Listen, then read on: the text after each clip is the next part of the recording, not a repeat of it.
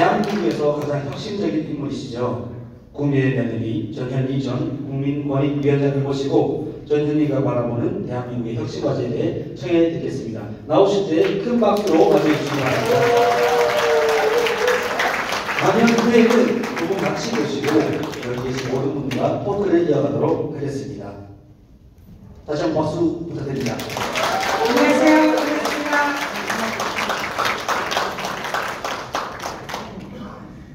이 정치인들이 선거만 되면 이렇게 정부를 다니면서 연고를 이렇게 얘기를 하잖아요. 저는 여기를 오면서 사실은 제 시댁이 선산에 있습니다. 그래서 구미는 뭐 항상 자주 오는 지역이라 저도 구미의 며느리로서 우리 구미의 가족이다. 먼저 이렇게 말씀을 드리고 네, 잘 가주시기 바랍니다. 제 연고가 아시는 분은 아시겠지만 저는 경남 통영에서 태어났습니다. 경남 통영에서 태어나서 부산에서 자라고 또 구미의 며느리고 그리고 사회생활을 서울 강남에서 시작하고 지금도 강남에서 살고 있습니다. 연고를 따지자면 정치적으로 민주당 정치인으로서는 완전히 가장 험지 중에 험지들만 이렇게 다 연고가 있는 셈이죠. 근데 그런 제가 왜 민주당에 왔을까? 저는 비례로 정치를 시작을 했습니다. 여기 우리 또 저랑 함께 활동하셨던 우리 김형근 의원님 계신데요. 여기에 계신 우리 경북에 그리고 또 경남이나 부산에서 오신 분들도 많이 계신데요. 아마 다 이 민주당의 당원으로서 그리고 민주당의 당적을 가지고 정치를 한다는 게 얼마나 힘들고 어려운 걸 지금 말씀 안 드려도 다 체험하고 실제로 알고 계실 거다 생각을 합니다. 저도 마찬가지고요. 근데 저 같은 경우는 정치에 전혀 생각이 없고 정치를 전혀 모르다가 변호사를 하면서 어떤 계기로 정말 제가 사회를 바꾸고 뭔가 역할을 하고 싶다. 그러면서 정치를 해야 되겠다. 이런 생각을 변호사 10년 차에 했습니다. 그래서 정치를 하겠다고 마음을 딱 먹으니까 그러면 당을 선택을 해야 되잖아요. 제 입장에서는.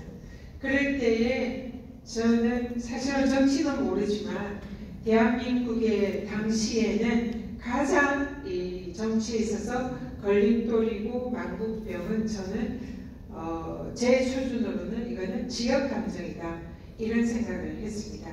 그래서 뭐 어느 지역은 이제 단위로 다 다르지만 그냥 국힘이라고 하겠습니다. 어느 지역은 국힘, 어느 지역은 민주당. 이런 식의 이분법으로 출신지가 그 정치의 지역을 좌지우지하는 이런 거는 정치의 발전을 막는 거고 우리 대한민국의 정치를 후진국으로 만드는 거다. 그래서 반드시 이런 그 지역 감정이나 이런 것은 없어져야 할 구태다. 그래서 제가 정치를 해야 되겠다 생각을 했을 때 저 입장에서는 오라는 데는 없고 그러니까 선택을 해야 되는데 저는 아무런 고민 없이 민주당을 선택을 했습니다. 왜냐? 민주당이 일단은 호남당이라고 일컬어지는 그런 당이었고 그리고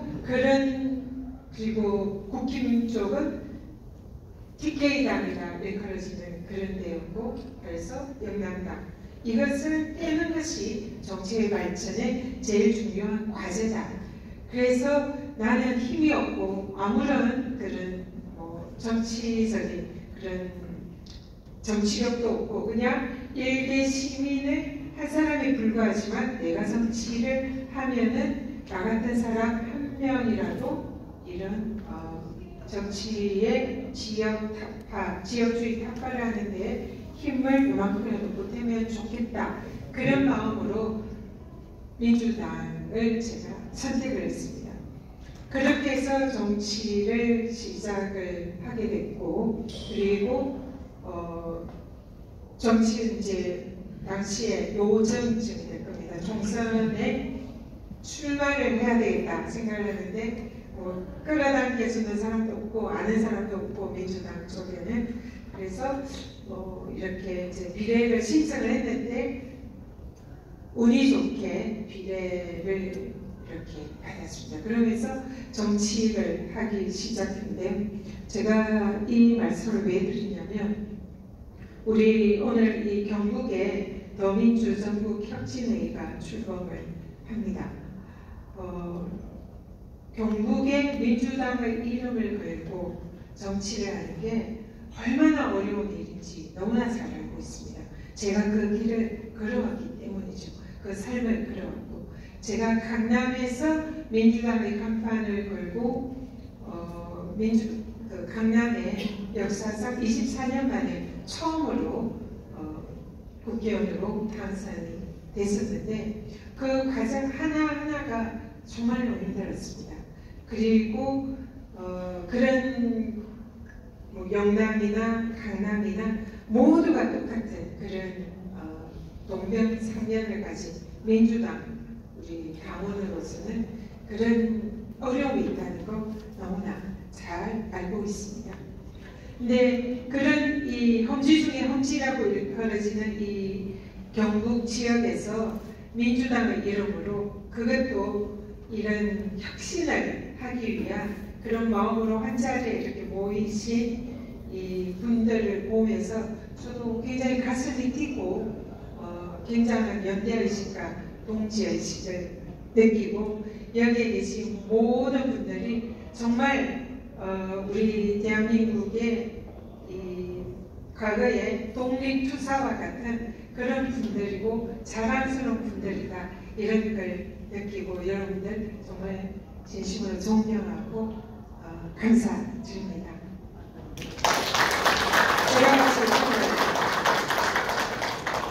얼마나 많이 힘드세요. 진짜 정말 대단들 하십니다. 그리고 너무너무 감사합니다.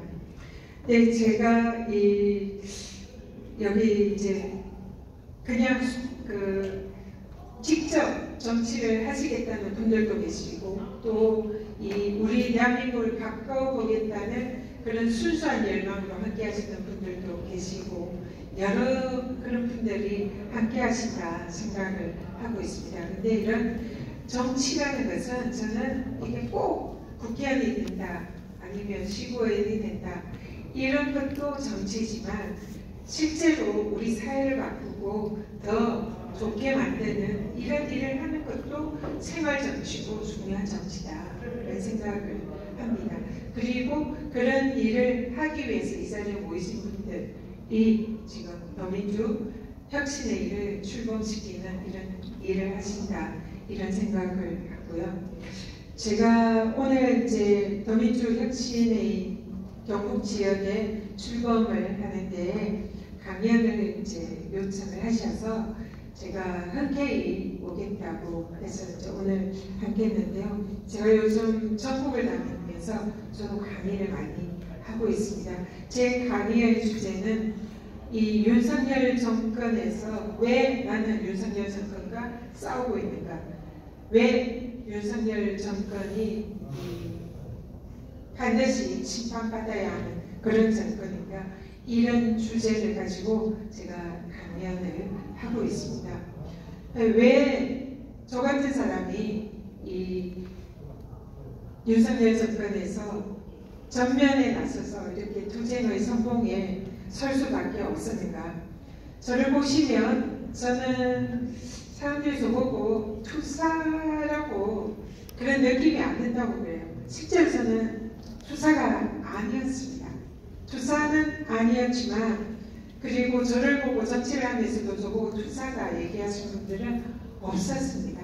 굉장히 좀 뭔가 부드럽고 온화하고 합리적이고 정책 전문가고 이런 느낌이 나는 사람이지, 저 사람이 이렇게 좀 전에 우리 앞에 강의를 하신 강의연 위원장께서 총장께서는 주사시잖아요. 그분은 딱 봐도 주사잖아요. 그래서 딱 봐도 주사가 아니잖아요. 근데 저는 지금 현재 전국을 다니면서 민주진영의 가장 최고의 주사다 이런 얘기 많이 듣고 있습니다. 제가 왜 투사가 되었냐? 윤석열 정권이 저를 투사로 만들었다. 그리고 저는 소시민에 불과하고 또 어떻게 보면 여성으로서 겁도 많고 눈물도 많고 마음도 여린 그런 사람입니다. 그럼에도 불구하고 왜 제가 투사가 되었냐? 이 무도한 윤석열 정권이 하는 그 불의를 참을 수 없고 분노하고 반드시 이것은 타파하고 싸워야 한다. 그런 생각을 했기 때문에, 그리고 여기에 대해서 제가 그것을 외면하고 도망치면은 비겁한 거다. 이런 생각을 했기 때문에 저는 거기에 대해서 싸웠고 항쟁했고 거기에 대해서 문제 제기를 하고, 그러다 보니까 이 정권에 맞서서 맞짱떠서 싸우는 그런 사람이 어쩌다 보니 전현희밖에 없다. 그래서 제가 얼떨결에 투사가 되었습니다.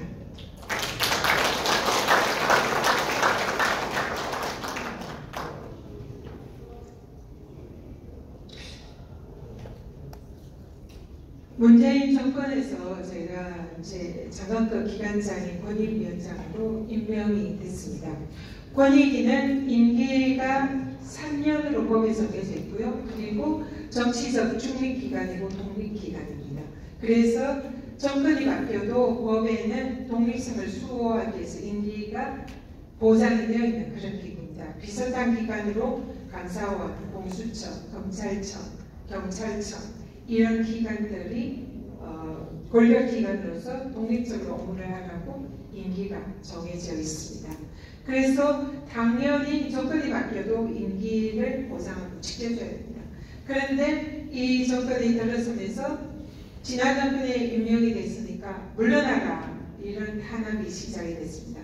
그 탄압도 윤석열 대통령이 국무회의를 할 때에 도어스태핑에서 전현희 권익위원장은 국무회의에 올 필요가 없는 사람인데 왜 오냐? 그래서 국무회의 참석을 배제를 시키는 것을 신호탄으로 국힘의 의원들이 그 다음에 나서서 너도 나도 전현희 권익위원장 사퇴가 물러나라, 후한무치하다, 몰염치하다, 수치심도 없다, 알박기다, 고해갈바다 뭐 이런 등등 파렴치범의 그런 저를 누명을 씌우면서 사퇴를 종용을 했습니다. 대통령부터 국힘의 당대표, 이 지역의 국회의원이셨던 주호영 비대위원장이었나요? 하여튼 모든 국힘의 지도급 인사들이 다 저를 겨냥하며 사퇴하라 이렇게 지목을 했습니다. 그리고 보수 언론과 언론들이 도배를 했습니다. 그 불러주는 그 단어와 그 발언을 그냥 그대로 언론에 도배하면서 저를 파렴치범으로 만들면서 사퇴를 종용을 했습니다. 똑같이 문재인 정권 때 임명된 감사원장은 이 정권이 들어서면서 국회에 가서 감사원은 대통령의 국정운영 지원기관이다 라면서 뺏기 선언을 하고 대통령의 그런 행동대장임을 자임하는 그런 굴복을 하면서 감사원장은 면죄부를 받았죠. 그래서 감사원장은 지난 정권에 임명이 됐지만 한 번도 사퇴하라 이런 압박을 이 정권으로부터 받지 않았습니다. 저는 당연히 이 정권에 무릎을 꿇거나 비겁하게 그렇게는 할 수가 없었죠. 당연히 법에 정해진 독립성을 수호하고 국민 권익을 보호하는 그런 역할을 해야 되는 거죠. 그러니까 이 정권의 사퇴 압박이 저한테 온 정권의 실세들과 그런 보수 언론 사람들로부터 저에게 사퇴를 시키려는 그런 화살이 저한테 매일매일 쏟아진 겁니다. 그럼에도 불구하고 저는 물러날 수가 없었습니다. 제가 실제로 마음이 여리고 눈물도 많습니다.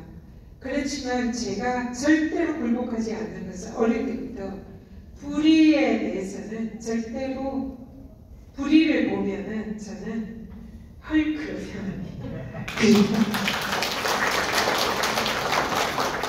저는 잘 웃고 그래서 투사처럼 안 보인다고 하는데요. 불의를 목격하고 그럴 때는 눈빛이 바뀝니다. 그리고 헐크로 변하고요. 저 같은 사람이 어떻게 범죄중의 형제인 강남에서 당선이 됐을까요? 강남에서 제가 선거운동을 할 때 거기도 이곳 경북 지역과 마찬가지로 민주당 당원들이 거의 없습니다. 제가 선거운동을 시작을 할 때에 제 옆에서 저를 도와주는 민주당 당원들은 처음에 출발할 때 단 한 명도 없었습니다. 그 지역은 내가 민주당 당원이다라는 얘기조차 하지 못합니다. 그러면 민주당 당원이면 지역에서 사실상 배제되고 지역의 주류에서 빠져나가게 되고 사업도 할 수가 없고 가게도 하기가 어려운 그런 지역입니다. 그러니까 민주당원이라는 얘기를 거의 하지 못해요. 그리고 실제로 제가 나왔을 때 모두가 제가 당선이 안 될 거다 생각을 했기 때문에 당원들도 숨어서 외면하는 지역이었습니다. 그래서 혈혈단신 혼자서 저를 알리려는 그런 목적으로 커다란 해바라기를 가슴에 꽂고 그냥 혼자서 거리로 나섰습니다.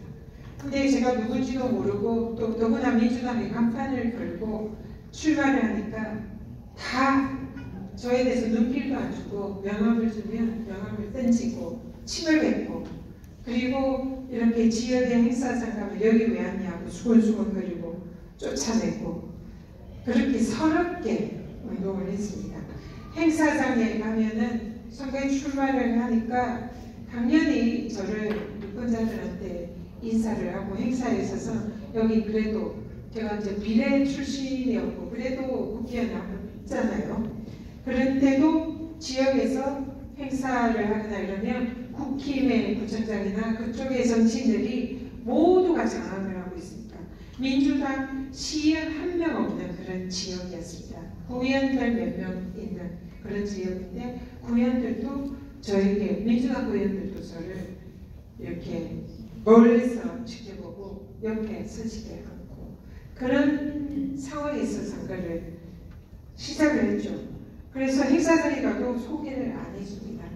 근데 선거에 나오시 제가 좀 알려야 되잖아요. 그러니까 알리고 싶어서 그냥 다 해바라기를 미친 여자처럼 해가지고 알고 다니면서 또 이 이름을 붙이고 다닐 수도 없고 그러니까 한 명 한 명 저를 소개를 해야 되잖아요. 그래서 행사장에 소개를 안 해주니까 그냥 지금도 기억이 나지만 한 500명 정도 모여있는 큰 야외 행사장인데 선거에 출마하는 사람 입장에서는 저기 가서 소개를 받고 축사도 한마디 하고 그래서 저를 알려야 되잖아요.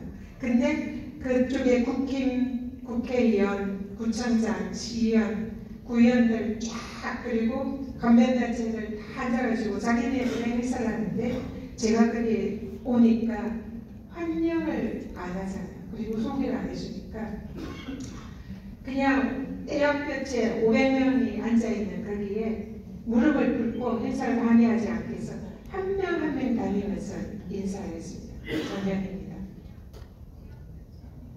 안녕하세요 하고 악수를 하면서 행사를 앞에 진행하는데 무릎을 꿇고 그냥 떼약볕에서 시멘트 바닥을 질질 이렇게 다니면서 그렇게 현명하게 인사를 했고 그래서 정말 눈물이 나더라고요. 정말 눈물이 뚝뚝뚝뚝 서러워서 정말 이게 진짜 옛날에 우리 선배들이 독립운동할 때 그 마음인가 민주당을 민주당이라 하지 못하고 민주당 출신이라 하지 못하고 모두가 순죽해서 자신들의 정체성도 얘기를 못하고 대부분이 국힘의 지지자가 있는 상태에서 모두가 나를 째려보고 저 사람 뭐하지 이러는 그야말로 적들로 둘러싸여 있는 그런 고심 느낌이 드는 그 장소에서 그렇게 바닥을 비비면서 그 행사에 참여한 500명한테 모두 다 인사를 드렸습니다. 그게 지역에서 소문이 나더라고요. 그리고 그걸 보면서 멀리서 가슴이 아파서 울었다, 지켜봤다 이런 사람들이 한두 명씩 생기고요. 그러면서 그게 지역에 소문이 이렇게 잘 나기 시작하더라고요. 제가 생각하지 못한 그런 부작용이랄까? 그런 그래서 제가 그때 생각을 했습니다. 이 공조식으로는 아무도 제 편을 들어주지 않고 모두가 배척하고 다 그네들만의 국민들만의 그런 리그이기 때문에 어차피 그런 데에 주류에 제가 파고들 수가 없고 모두가 저를 배척하니까 이런 거 있잖아요. 뭐 주민자치위원회, 뭐 바른생활 위원회, 우선 이런 강변단체들 몽땅 다 거의 뭐 강남을 완전히 완벽하게 다 국힘 조직이라 그래서 그냥 무조건 나는 이 유권자가 만약에 한 4, 5만 명이 된다면 한 7, 8, 유권자가 10만 명이라면 거기서 절반 정도만 내가 그 사람들 마음을 얻으면 된다. 그래서 나는 5만 명을 선거기간 때 무조건 다 손잡고 악수를 하겠다. 그리고 악수를 한 번밖에 만날 기회가 없을 수 있기 때문에 이분들한테 잊지 못할 기억을 주는 그런 정말 정성을 가득 담은 절박한 마음을 담은 그런 악수를 해서 나랑 악수한 사람 무조건 나를 찍게 만들겠다. 그런 절박한 마음으로 당시에 선거운동을 했었습니다.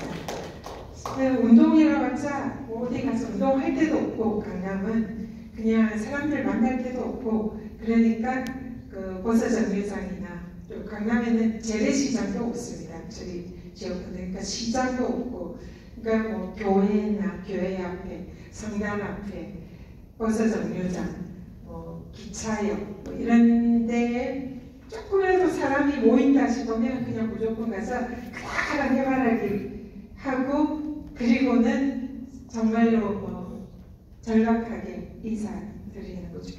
그렇게 선거운동을 정말 눈물 깊게 정말 매일매일 울면서 그렇게 했는데 지하철역에 이렇게 명함을 주면 아까 얘기했지만 던져버리고 침을 뱉고 여기에 왜 민주당에 왜 나와 여기 저리 가 뭐 완전히 반말하고 뭐 욕설을 뽑고 이런 건 정말 가면사죠.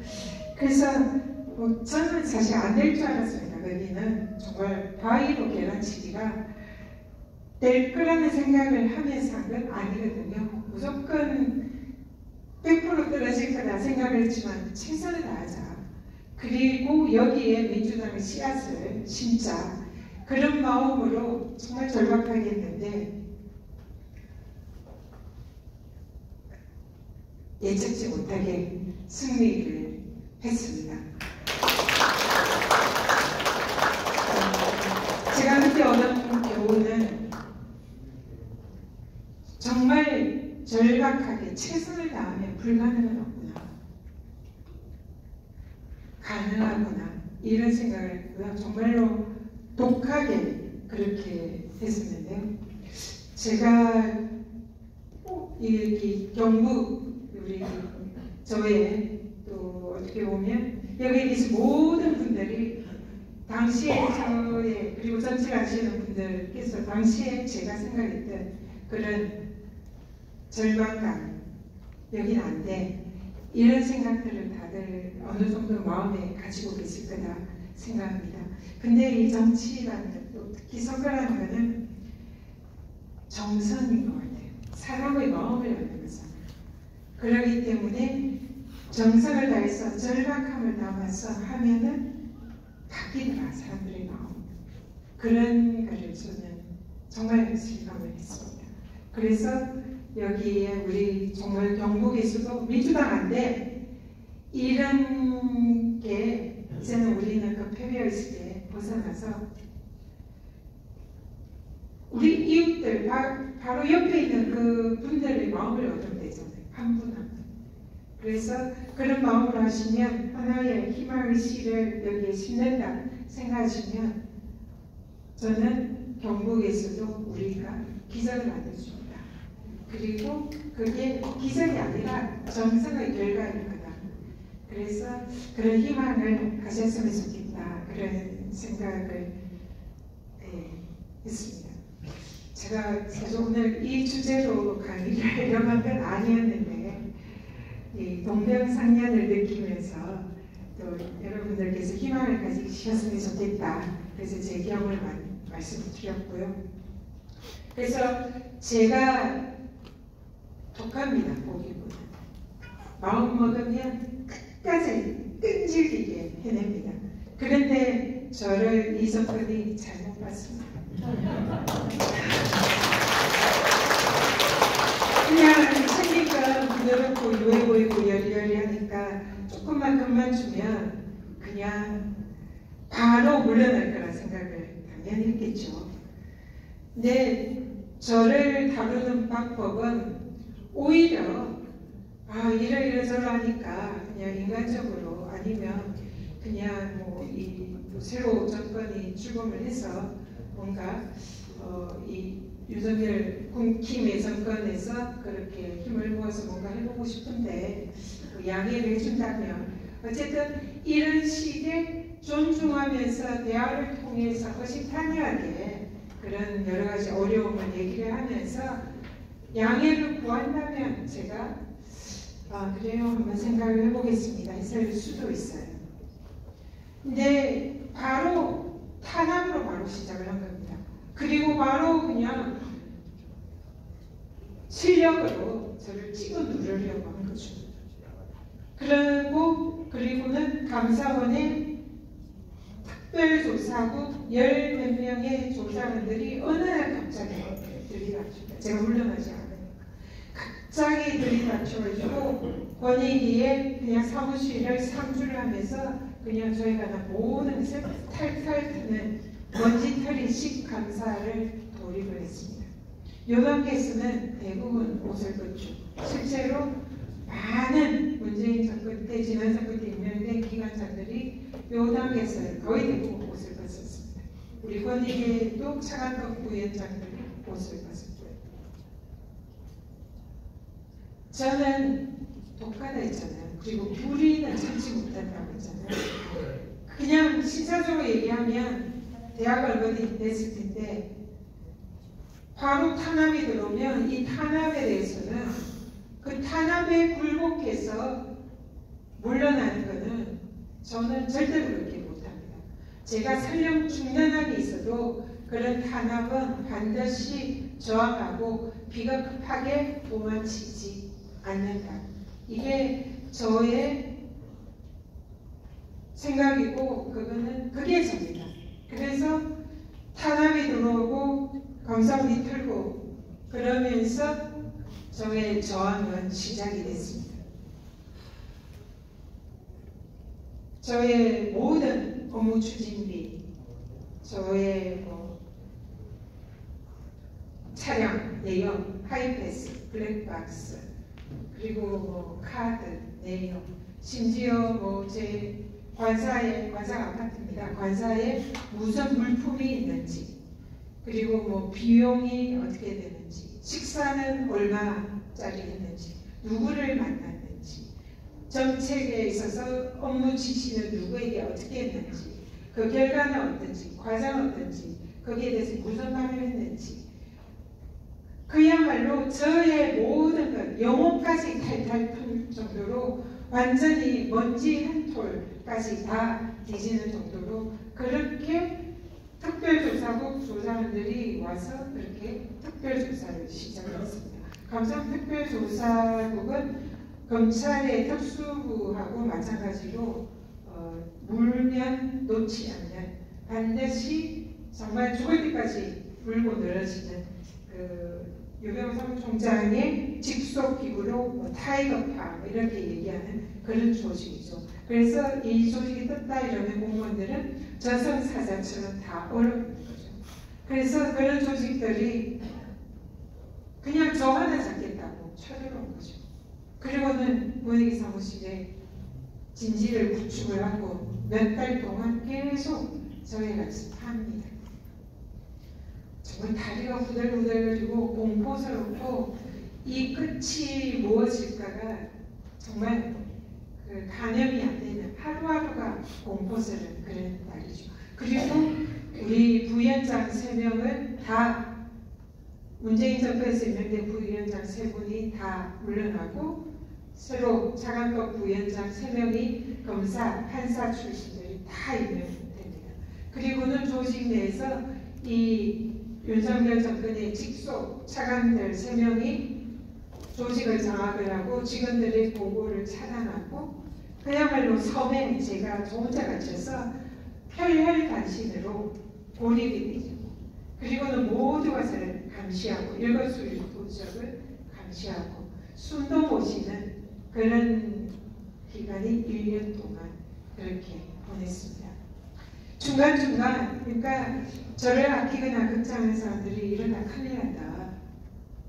차라리 왜 거기 있냐 물러나라. 저를 아끼는 분들이 그냥 그런 편하게 살는데 왜 그걸 그냥 쓸데없이 그렇게 고생을 하느냐. 그렇게 얘기를 많이 대부분 그렇게 하죠. 그리고 걱정도 엄청나게 많이 하고 이러다 구속된다. 그러다 죽으면 어떡하냐.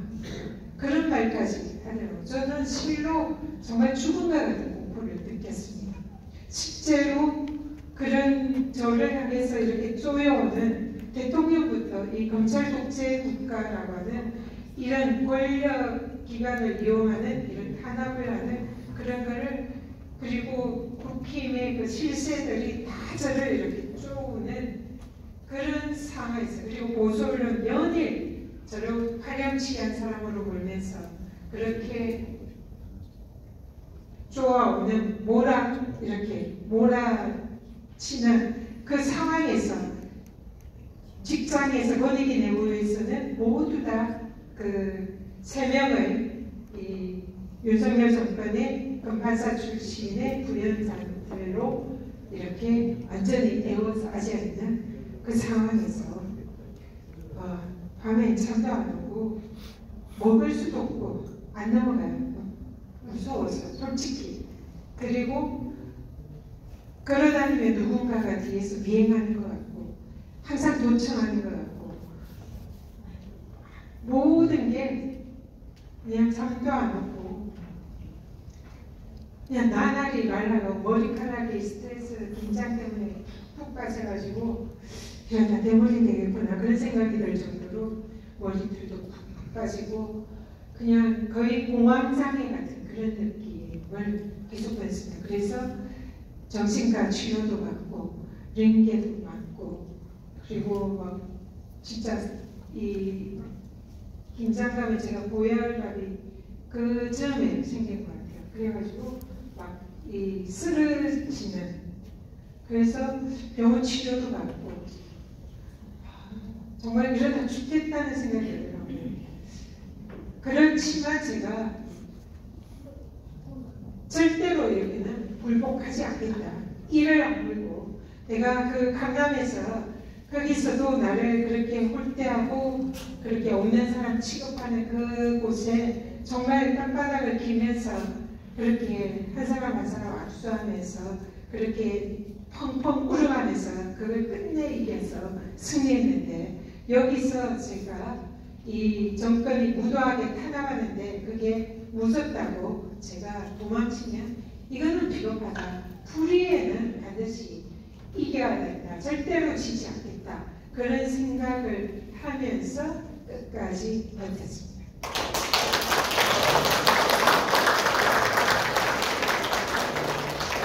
이런 게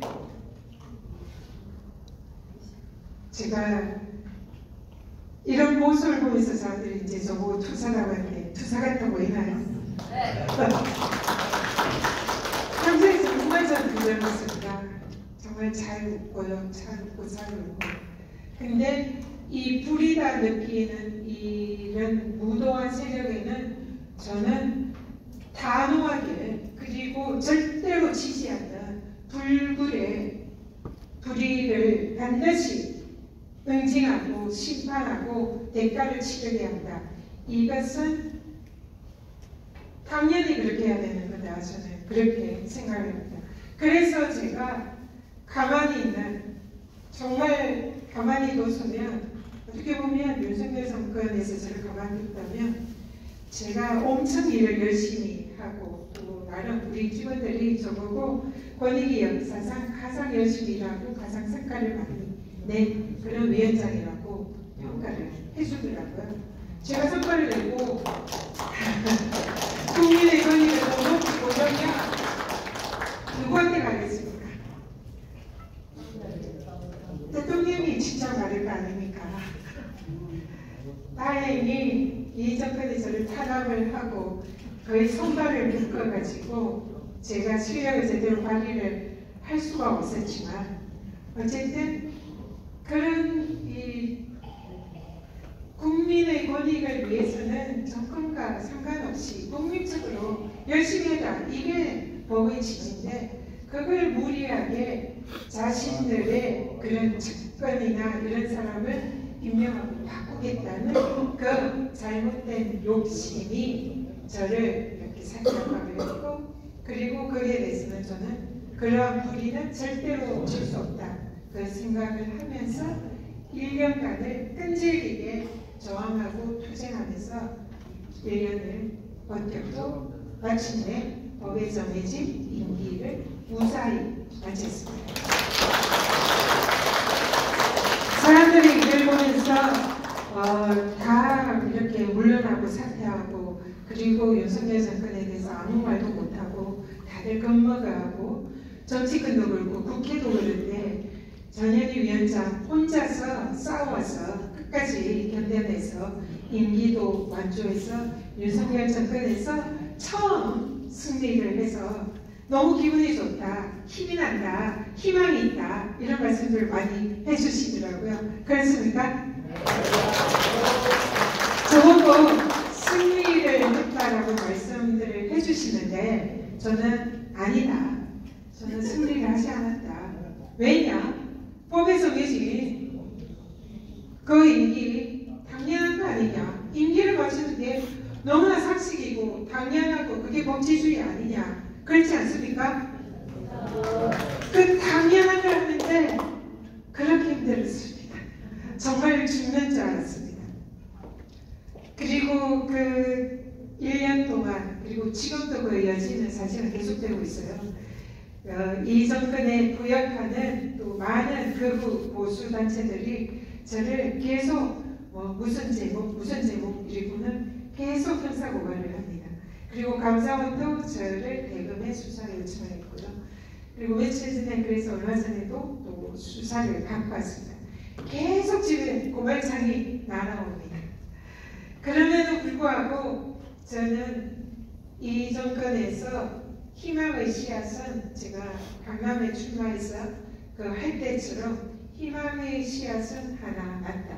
이 무도한 정권에 원칙대로 대응하고 굴복하지 않고 단단한 마음으로 그렇게 견뎌내면 이길 수도 있구나 하는 것을 저도 느꼈고 또 그런 모습을 보면서 우리 민주당 당원들과 지지자들 민주진영에서 그런 걸 함께 느끼고 있구나.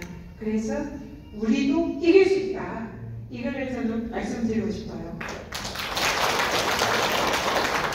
그래서 지금은 이제는 저는 그 삼국지 적벽 대전 아시죠? 거기에 보면 조조의 군사에 대항해서 이 초고의 연합군이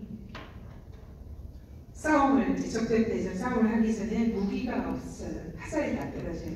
그래서 제갈량이 아이디어를 내서 밀집대를 띄워서 그 공격해온다 착각을 한 조조 군사들이 화살을 그 밀집대에 쏘잖아요. 10만 개 화살을 모아서 그 화살을 다시 불화살로 만들어서 그 화살로 조조균을 섬멸시킨다. 이게 유명한 적벽 대전이죠. 제가 힘들 때 여러 가지 저도 이제 이 정권이랑 싸워야 되니까 여러 가지 이제 어떤 식으로 싸울까 이렇게 하면서 또 저도 병법을 익혀야 되잖아요. 그래서 삼국지를 읽고 삼국지 관련 영화도 보고 또 드라마도 보고 이러면서 많이 공부를 했습니다. 거기서 이제 적벽대전을 보면서 제가 이 윤석열 정권에서 탄압을 받는 이게 사실상 제가 죽음의 공포를 느낄 정도로 정말 집요하고도 엄청난 그런 도저히 견디기 힘든 그런 탄압이었는데 그 탄압이 저는 10만 개의 제가 화살을 맞았다. 그렇게 표현을 합니다. 10만 개의 화살을 맞으면 보통 죽죠. 저도 죽을 뻔했는데 다행히 죽지 않고 독한 마음으로 이를 악물고 죽지 않고 살았어요. 죽지 않고 살았는 그 자체는 저는 당연한 거다. 그거는 아직 승리는 아니고 희망을 불씨를 하나 만들었다. 그리고 이제는 제가 제 등 뒤에 꽂혀있는 이 10만 개의 화살을 이제는 하나하나 뽑아서 그것을 이 무도한 정권에게 불화살을 쏴서 제가 이 무도한 정권을 반드시 섬멸시킬 거라 이렇게 했습니다. 그래서 저는 이제 10만 개의 불화살을 몸에 꽂힌 채 화살을 가지고 불화살을 쏘는 전사로 바뀌었습니다. 저는 지금은 윤석열 정권이 만든 투사입니다. 그리고 저에게는 무기가 엄청 많습니다. 제가 10만 개의 화살을 맞으면서 그 화살이 저의 무기가 되었습니다. 이게 비유지만 실제로 그게 어떤 거냐면 제가 법률가잖아요. 제가 그 1년 동안 탄압을 받으면서 그냥 받았겠습니까?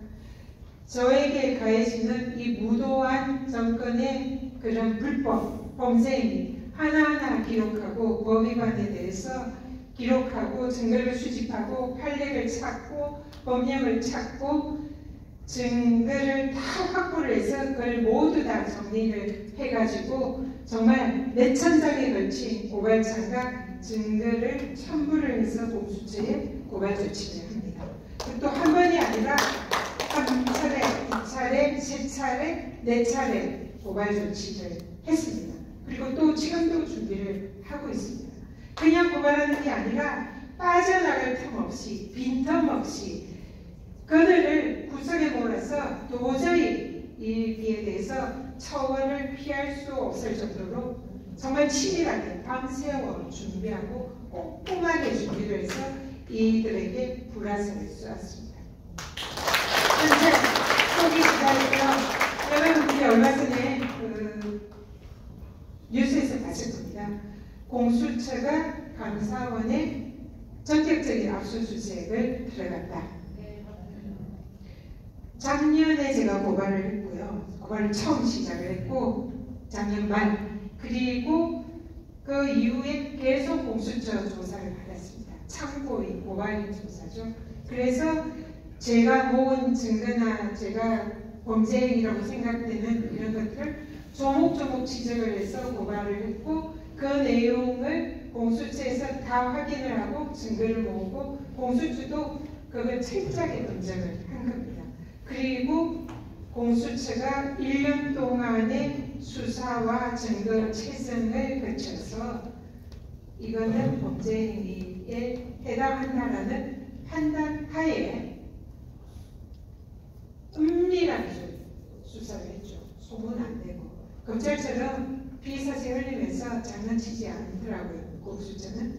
그래서 공수처가 일을 안 한다 이렇게 언론들도 얘기하고 우리 지지자들도 답답하다 하지만 그 시기에 정말 은밀하게 조용히 그러나 치밀하게 적들이 빠져나갈 수 없도록 목덜미를 팍 지를 수 있는 그런 정도로 치밀하게 준비를 했고요. 그래서 얼마 전에 3주 전에 모든 준비가 끝나고 법원에 영장 청구를 했습니다.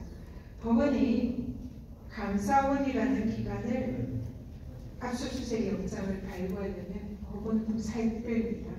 왜냐하면 이 정권은 감사원과 검찰이라는 두 개의 권력 기관을 양축으로 해서 지금 사실상 권력기관을 이용한 공포 정치를 하고 있습니다. 이 정권을 지탱하는 두 가지 축이 감사원과 검찰이라는 걸 다 잘 알고 계실 겁니다.